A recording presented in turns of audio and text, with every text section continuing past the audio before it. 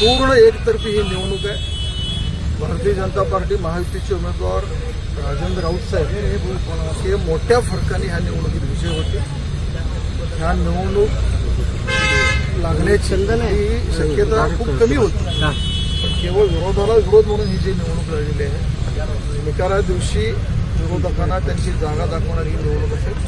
मोठ्या फरकाने ही निवडणूक आम्ही जिंकून दादा एका इगो दुखवण्यामुळे निवडणूक लावली, त्या व्यक्तीचा इगो आता संपलाय का? या निवडणुकीच्या मतदानामध्ये संपेल असं निकाला दिवशी संपून जाईल.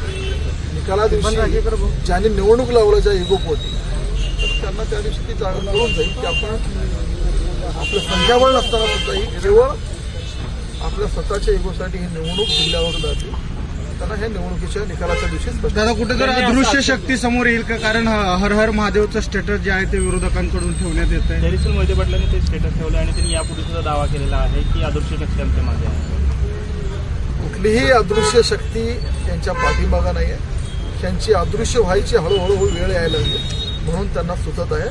आणि हर हर महादेव जय श्रीराम हा घेऊन नारा आम्ही निघालेलो आहोत. त्यामुळं हर हर महादेव जय श्रीराम हे नारा आमच्या सोबत आहे. त्यामुळं निश्चिंत आम्ही आहोत, कुठलीही काळजी नाही आहे. आणि अशा कुठल्याही त्यांना अपेक्षित आहे की ह्या निवडणुकीत होणार आहे. दादा काल त्यांनी पत्रकार परिषद घेऊन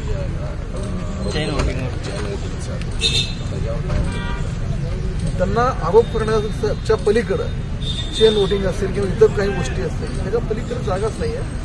थोडक्यात निवडणुकीच्या निकालाच्या वेळी जे बोलायला पाहिजे ते निकालाच्या अगोदर ते बोलायला लागले. त्यामुळे तुम्ही निकालाची स्पष्टता त्यांच्या स्टेटमेंट करून आपल्याला निकाल कसा दाखवणार? एकतर्फी निकाल असणार आहे. आम्ही त्यांना 2 अंकीवर ठेवण्याचा प्रयत्न करत आहोत आणि त्यात आम्हाला यश येईल. शिवसेना शिंदेगडच्या बाबतीत अनेक वेळा प्रश्न उपस्थित केले जात होते की शिवसेना आपल्यासोबत राहणार नाही किंवा दगाबाजी होईल, असं काही वाटतं चित्र शिवसेना शिंदेगड सोबत? शिवसेना शिंदेगड असेल आणि अजितदादा एनसीपी गट असेल हे दोन्ही पक्ष आमच्या सोबत आहेत. त्यामुळे कुठलाही दगाफटका होणार नाही याची आम्हाला खात्री आहे.